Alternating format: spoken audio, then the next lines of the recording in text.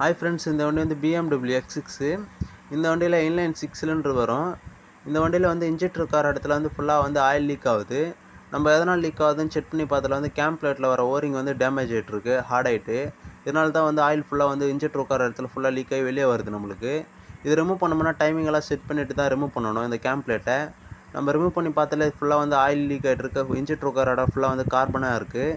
இந்த கேம் பிளேட்டில் வர ஓரிங் டேமேஜ் ஆனது தான் வந்து ஆயில் லீக் ஆகுது. இது சேஞ்ச் பண்ணால் ப்ராப்ளம் ஸ்டார்ட் ஆகிடும். ஹெட்டில் சர்ஃபேஸில் இன்ஜெக்டர் உட்கார இடத்துல வந்து கார்பன் எல்லாம் ரிமூவ் பண்ணியாச்சு. இந்த கேம் பிளேட்டில் வர ஓரிங் எல்லாமே சேஞ்ச் பண்ணியாச்சு. 6 இன்ஜெக்டர்ன்றதுனால 6மே வரும், 6மே சேஞ்ச் பண்ணியிருக்கோம். இப்போ இதுக்கப்புறமா வண்டியில் வந்து ஃபிட் பண்ணணும் இதை.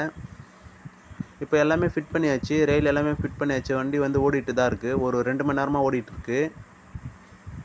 இப்போ வந்து வண்டியை உள்ளே ஸ்டார்ட் பண்ணி காட்டுறோம் பாருங்கள். எந்த வார்னிங் லைட்டுமே இல்லை, பக்காவாக ஸ்டார்டிங் ஆகுது.